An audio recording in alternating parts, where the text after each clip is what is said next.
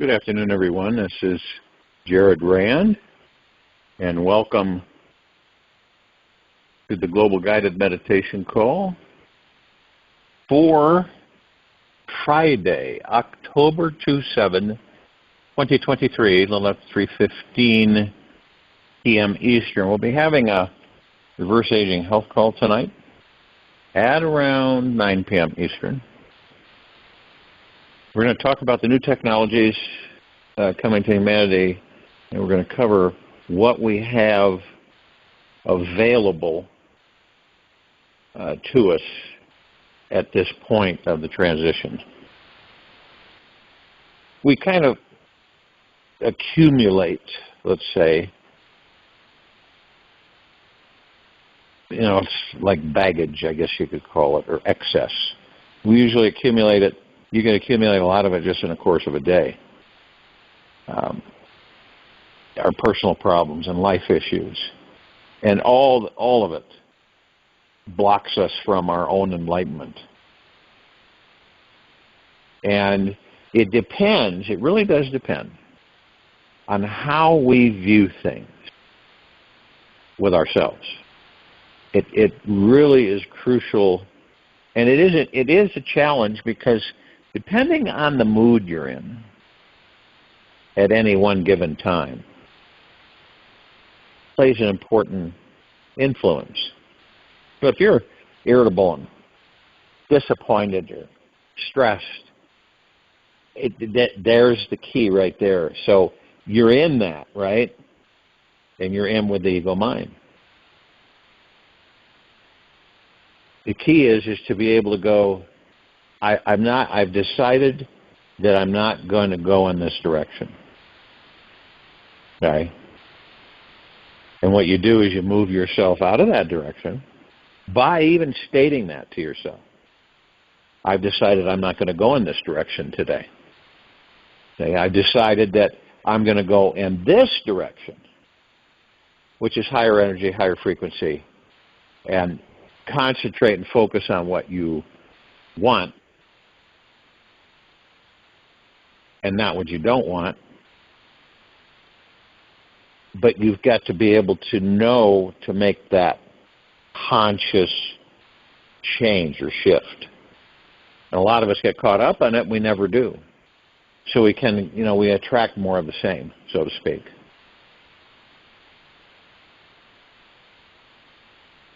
And then, you come across very challenging people in our lives. But a lot of us don't look at them as teachers. We look at them as irritants, right? And then again, we fall into that lower muck. And we're irritated about, somebody or something. And it's our ego, basically, that's doing it. This whole entire world is absolutely designed for what? It's designed for us to become aware of our enlightenment, heal us, empower us, and dissolve the you, which is your ego. The you is your ego.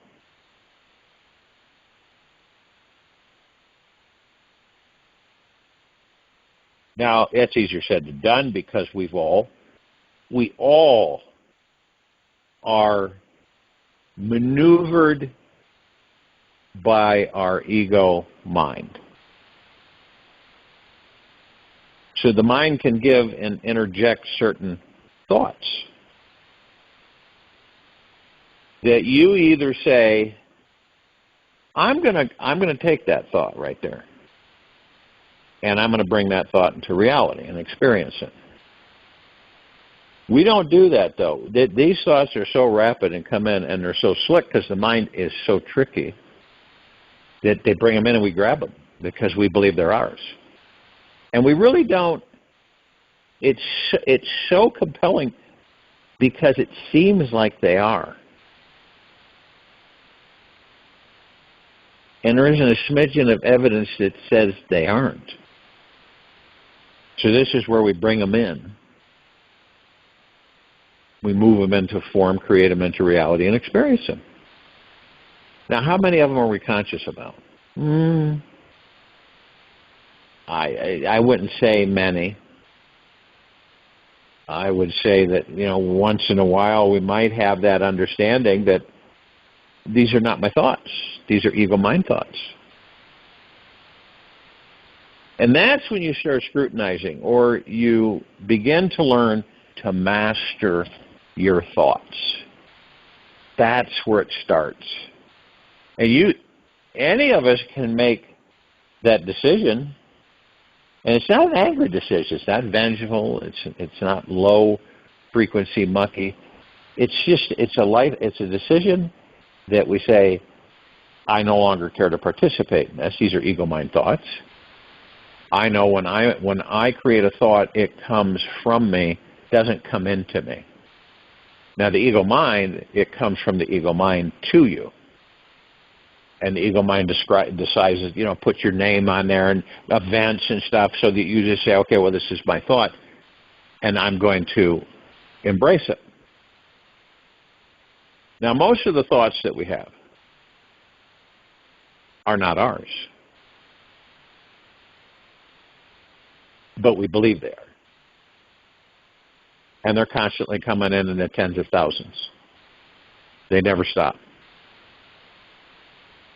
So you can see why you would want to leave the mind and ego alone. Step up, step back, and watch them. Not judge them, but watch them how they operate.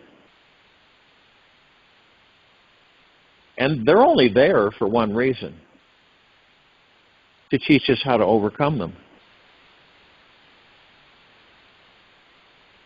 The very thing that's super insecure, doubts itself, has low confidence in itself, is what's teaching us how to overcome those things, how to master them.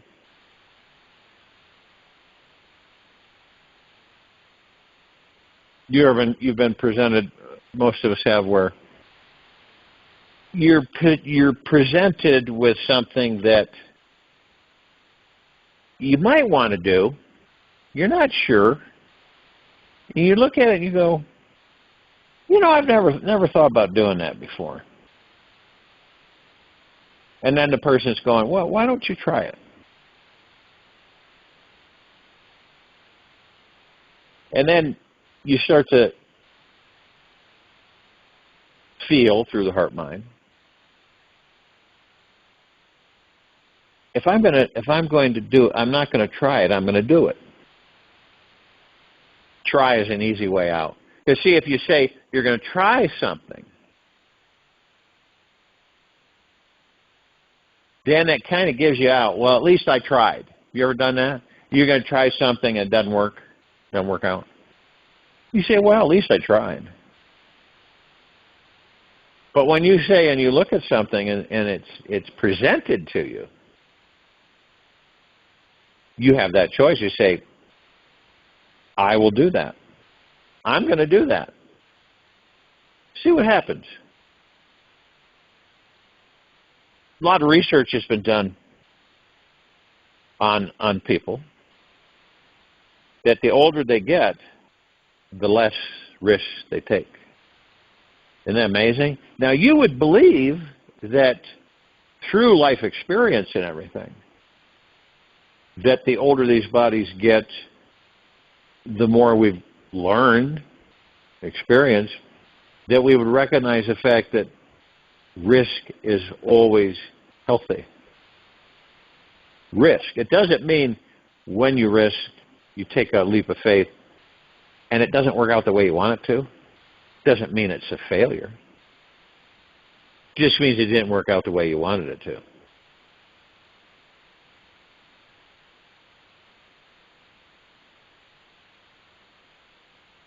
But we get glued into place where we do not care to go outside of our comfort zone.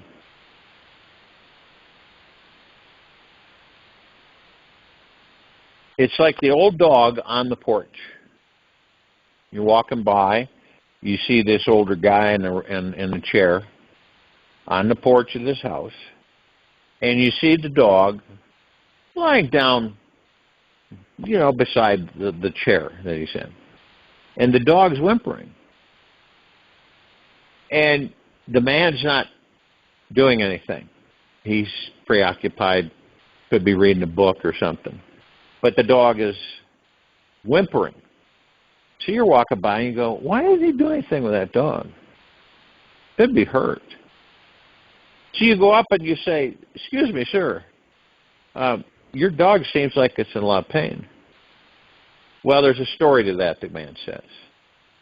He said, you see my dog here laid down on a nail, and he doesn't know enough to get off of the nail.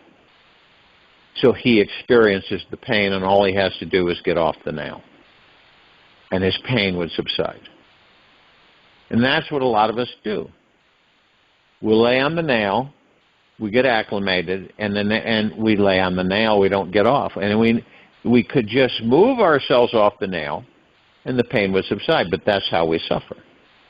Even though we're suffering, okay, because we rationalize with ourselves and say that, well, that's part of life, right? That's an easy one. Well, that's life. That's the way life is. So we accept it. And how many of us would raise our hands if we were asked, would you like to stop the pain and suffering in your life?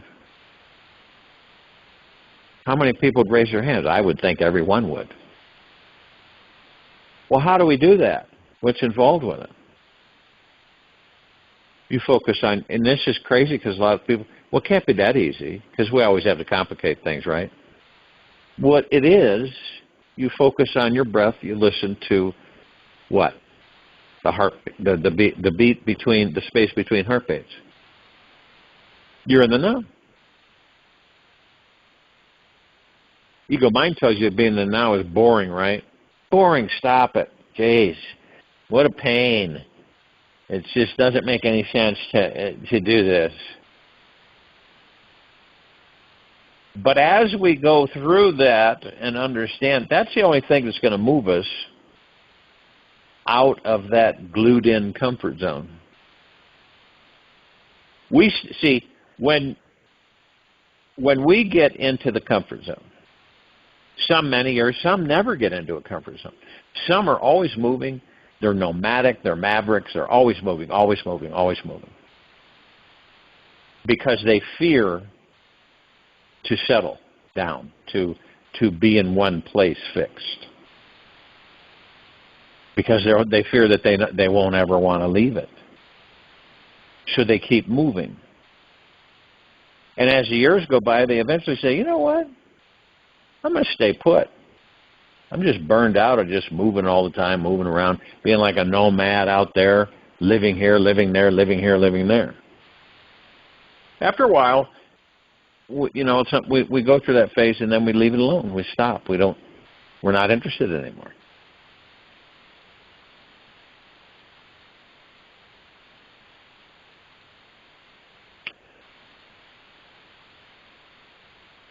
Now, it's totally up to us. It really is. It is totally up to us. It's what we discover in this journey. It's what we discover along the way. And it's what we experience, and what we're experiencing is the journey and not the destination. Most of us are in such a hurry that we miss the journey. And by the time we get to the destination, we're sitting there going, gotta be more than this. This is it? Have you ever done that? You had expectations about something, and then when it came into fruition, you had a vision of something totally different, right? And you had created this vision, and it was totally different. And then when it did occur, it wasn't anything like you thought it would be. anything.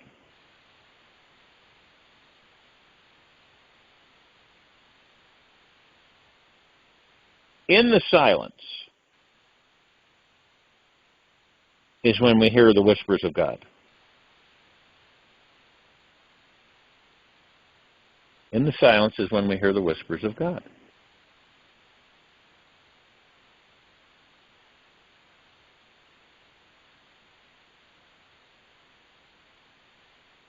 And one of the biggest statements that Jesus ever made as a man, and see, understand, he was conscious. Just about everybody around him was still unconscious. The kingdom of God is within you. It's within each and every one of us. Always has been. He was inferring that everybody has this innate connection to the great inner kingdom, not just a sacred few. And the enlightened consciousness is this kingdom. And it is effortlessly and instantly found by anyone who surrenders to it. See, we're already connected to this amazing state of consciousness right now. We're never not.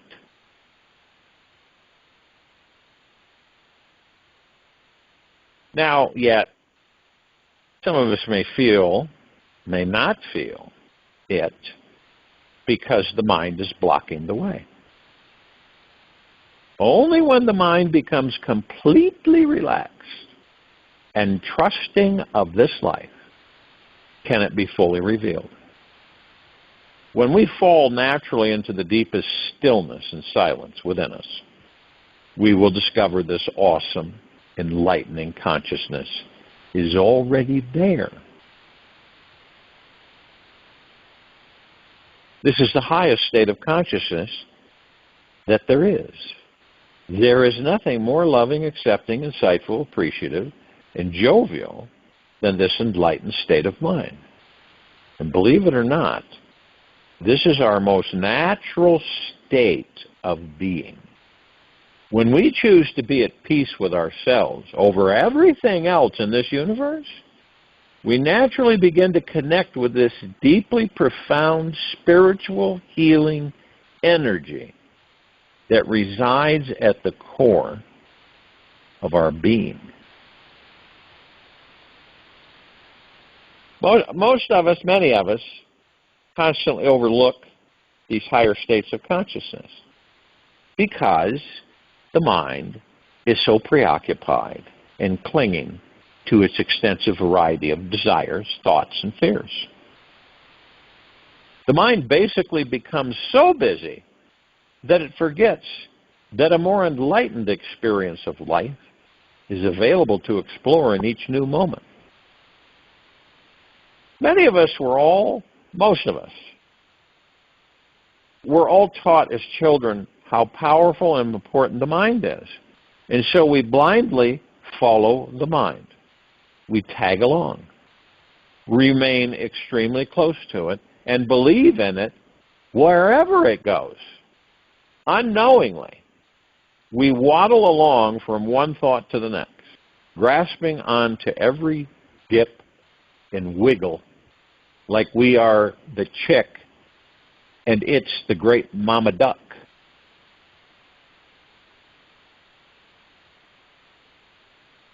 You may even find, some of us may even find, that weeks, months, and years can pass by where we are consistently following the mind for 24 hours a day around without a break. We may even believe that we have no other choice than to hang on to the tail of the mind and be pulled along with its desires forever. Now, the mind's hypnotic spell over us is deep and yet extremely tantalizing, as we may feel lost without it, and are often happily caught in its habit of reaching into this delicious world of desires. Sometimes it happens in a rare moment or situation in this life. We suddenly stop following the mind. A deep relaxation occurs, and we realize that we do not have to follow our thoughts at all. We don't have to follow them. We never did have to follow them.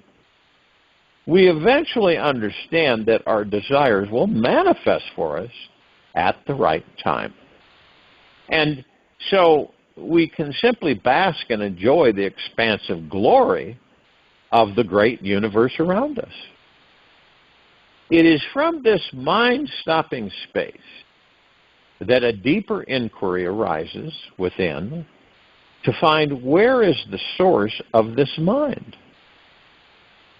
And when we peer inside to see where our thoughts are originating from, it causes the mind to become very quiet.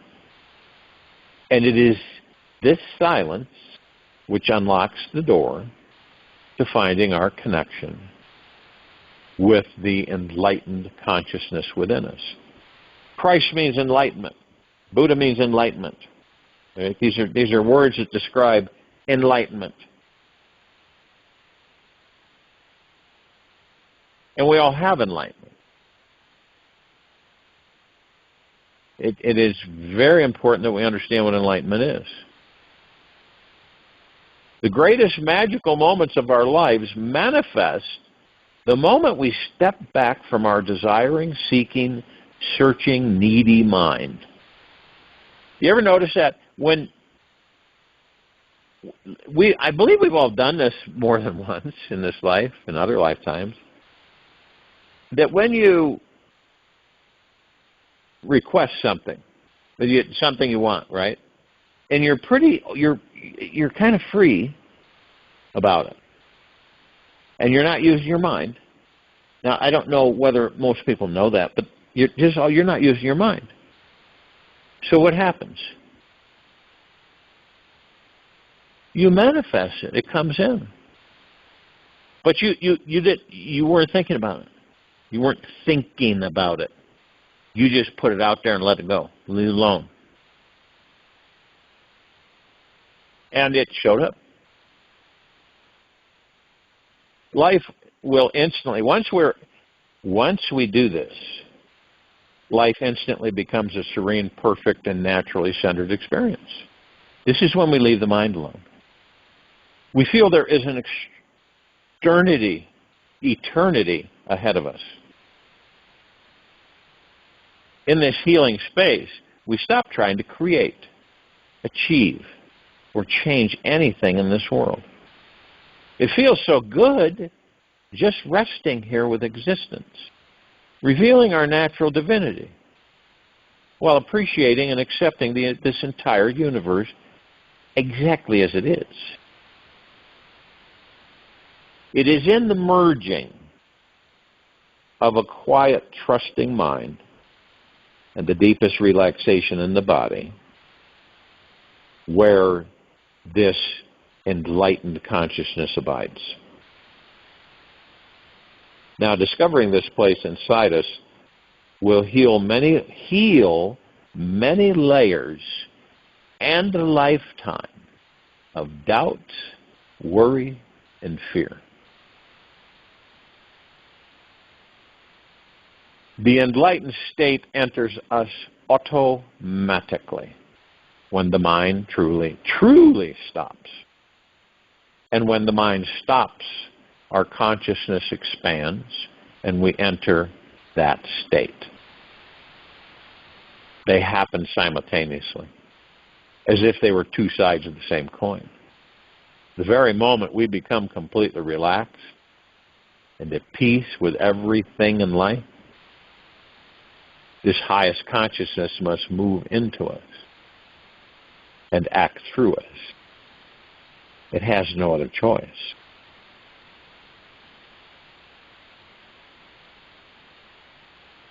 Now here's another statement that Jesus made, which is very true. As a man, I am a human being, just like you.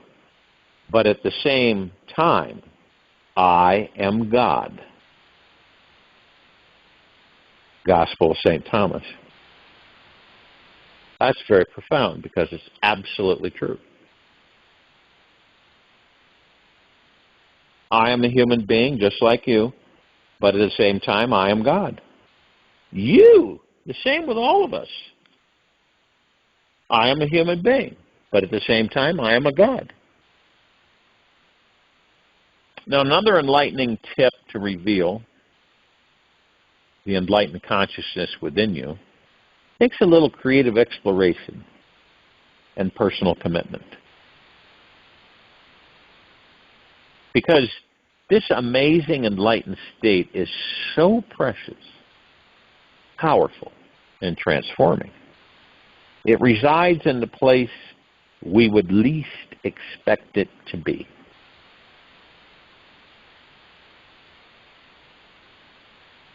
Now, our enlightened consciousness is not discovered through pushing to find the highest experiences or attempting to resist or avoid the lower experiences. It is not found from trying to only think positive thoughts, nor rejecting those tearful parts of yourself that are not so positive about life. This enlightened consciousness is much bigger than the mind, and is something that finds you when you're naturally at peace with both extremes. When we're walking the middle path of this life, that place which is free from any clinging to the higher and resisting the lower, a great feeling of freedom enters us. There is no struggle to change anything in this life on the middle road. We see that our consciousness is completely perfect, and it knows everything is perfect as it is. There is this feeling of extreme peace. We know we have already arrived at the great kingdom. So it's not trying to get anywhere special. The best part, however, is that the mind becomes crystal clear and is no longer running the show. We become liberated from the demanding, striving, obsessive ego and realize how wonderful it is to relax and enjoy the simple experience of being alive. Only through finding this middle way in every action, thought, and situation we are in can we transcend our clinging mind, surrender to Source, and discover an effortless freedom from our relentless ego.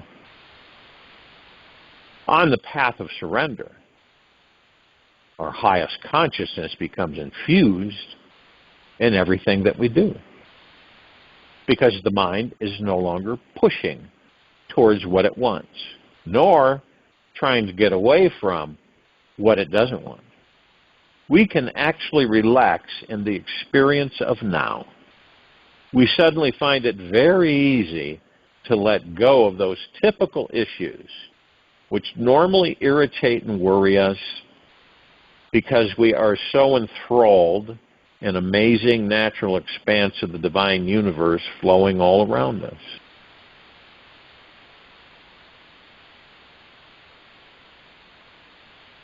A quote from Buddha, very true. You can lose only what you cling on to. You can lose only what you cling on to. It's important to know that the society around you has hypnotized everyone, mostly, to believe it is quite normal to live in states of desire, struggle, and suffering. That it's normal. Right? We need this and have to buy that in order to be happy. And without it, we cannot relax and just be content with life as it is. Humanity has gotten used to being needy. And this causes loads of suffering. The habit of resting and relaxing and stillness, acceptance of life as it is so cosmic, empowering, and transformative. You'll never go back to striving for anything again.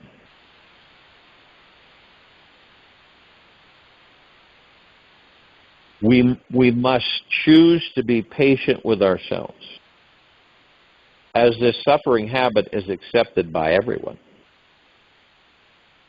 This entire society is like children who have been given one pair of shoes to wear at birth, and then years later, they're 5 sizes too small.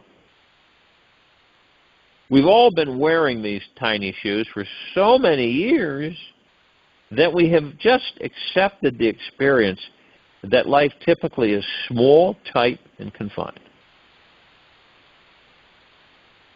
Now, these small shoes come in many styles, forms, such as the plethora of rules, regulation, laws, moral superstructure of any overly controlled, untrusting society.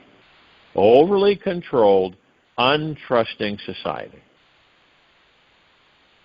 That's the superstructure of this society. And the majority of us, I won't say at this point that all of us, I would say that the majority of us are wearing tight, tiny little wooden shoes and don't know how to take them off. We have shrunken ourselves to fit into them and believe that this is who we are. We don't so easily accept that the enlightened consciousness is our basic nature and our soul's natural destiny.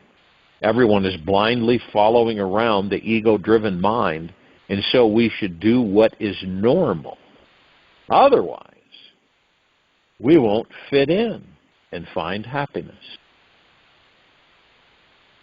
Now, from a perspective, what everyone really should be doing first thing every morning is break free from this mass societal hypnosis and realize that the enlightened consciousness, or if you will, Christ consciousness, Buddha consciousness, is our very nature. And when we stop running to catch up with the other rats and sit and realize that finding an enlightened way of seeing life is the most important thing we can do with our time, we start living a new life that is constantly bubbling up joy, creativity, love, and energy within us. After a few days of this, we will find suffering has stopped showing up on our radar.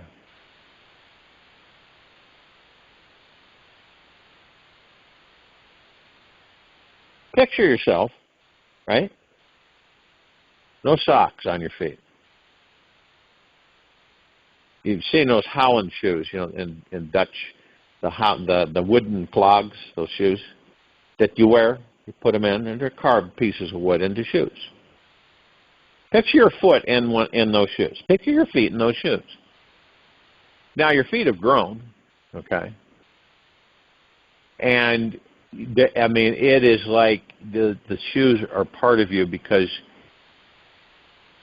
they're so tight. And you can feel that. So you continue to tolerate them and ignore them. These shoes, these wooden shoes. It's like tossing a fat bucket of mud splattered all over your windshield, right? And learning how to just deal with it. Do you honestly think you should continue trying to see the road ahead through that little half-clear spot on the bottom corner of your windshield and keep driving even faster? The ego is too stubborn and addicted to old habits and would never think to pull over, stop the car, get out, completely wash the entire thing off. Pay attention to the stillness, the silence more often. And there will come a day when you will experience the ego is not really running this show. And this inner silence is what enlightenment is all about. Washing everything off. Cleaning yourself from the mind muck and incessant chatter that's constantly squeezing you and compressing your life. When you're with people, do not try to fit into the smaller pair of shoes so others feel more comfortable with the bigger ones. This society will never be satisfied with who you truly are. It's just not comfortable allowing everyone's enlightened consciousness to move freely about until everybody becomes this awakened being. Then there will be absolute trust of the individual and no need for controlling rules and regulation. Have you ever thought about that?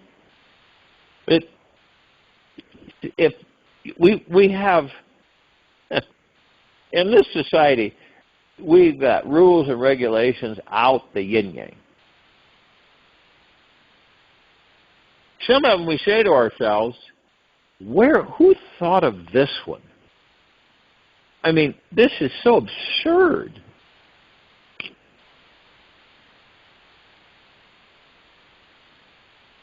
And for those of us that choose to the enlightened path,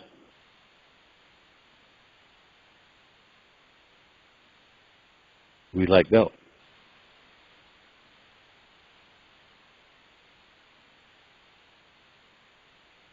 Do we really need rules and regulations, restrictions?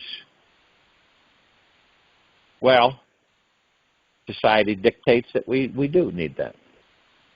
That you have to be regulated, controlled, told what to do on a regular basis in order to have a happy life. Now, those of us who move into more and more enlightenment and understand that the mind isn't in charge, we view things differently. We know that the majority of people in society, this society, follow that direction. We've got to be told what to do, when to do it, how to do it, and we have to have rules, regulations, and structure. What would happen in the event that the majority of us woke up one day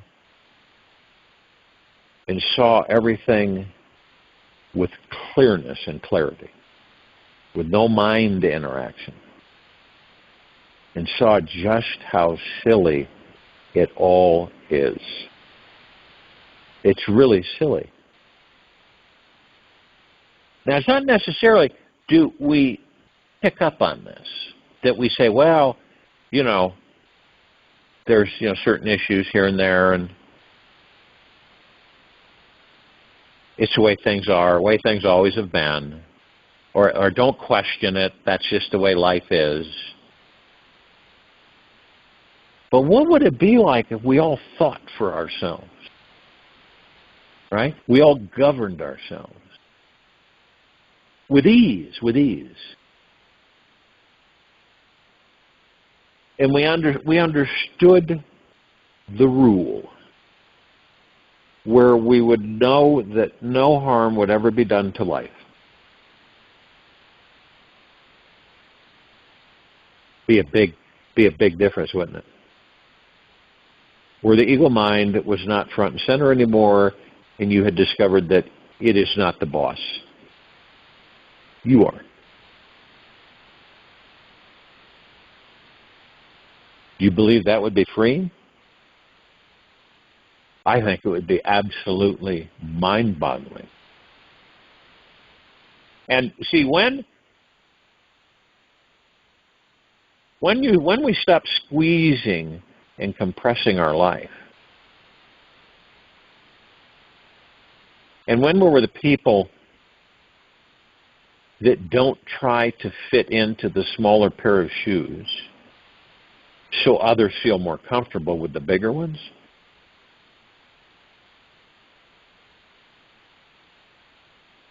we will move freely about until everybody becomes this awakened being. Then there will be absolute trust of the individual and no need for controlling rules and regulations.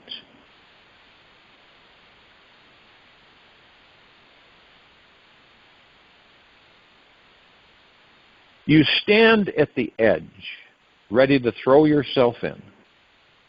What a shock to discover.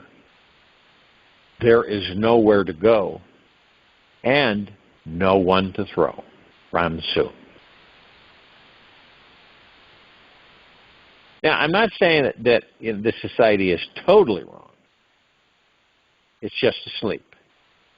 It doesn't care to recognize the enlightened consciousness in every being. It thrives off of suffering, and the government would go out of business if we all awakened to our sovereign state, connecting with our enlightened consciousness inside.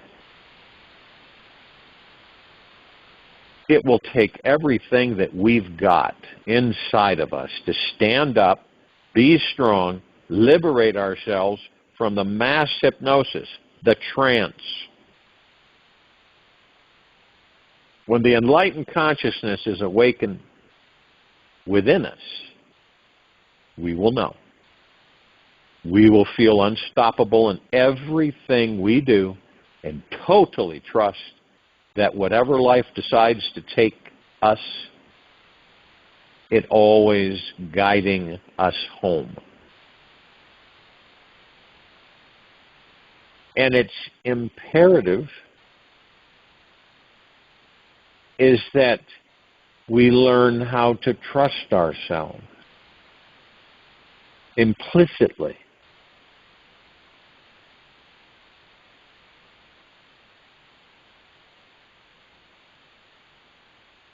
Now, some of us, if we've been driving for years with a massive mud cake on the windshield of our mind, a deep cleaning and brainwashing may be needed.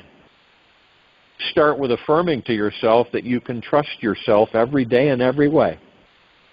I can trust myself every day in every way.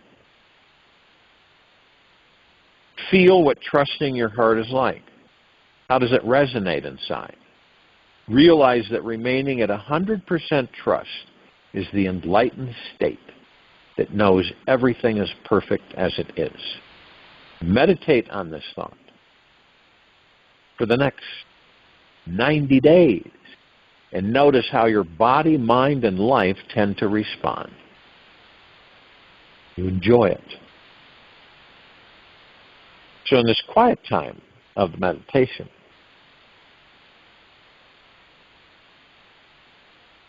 focus on you being the master of your mind. I'll join you in the meditation, and I'll return to close us out.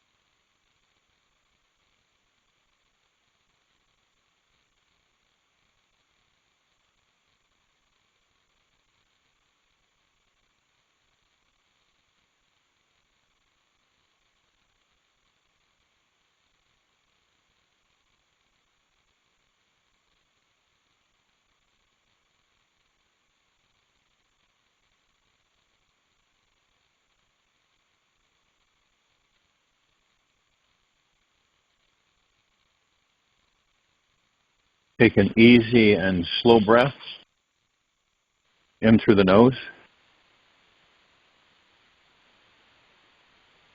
and an easy and slow breath out from the mouth.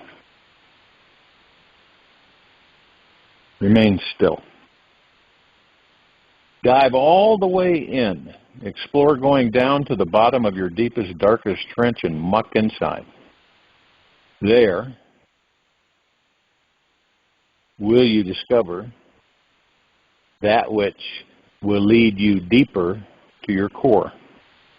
Just for 5 minutes sometime today. Hang out with your dark stuff. Get to know it. Get to know its vibration. Being with the contracted parts of yourself assists you in knowing what it is you are to transcend. Take this with you for the rest of the day, into the evening and night, the following morning.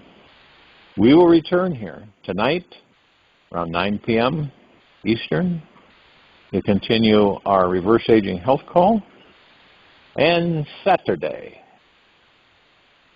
October 8, 2023, 3:15 p.m. Eastern, to continue our global guided meditation call. Be gentle, kind, generous, and humble with yourself at all times. Be in the highest of the highest high, deepest of the deepest, purest of the purest pureness, eternal gratitude at all times, no matter what's going on outside of you or inside of you.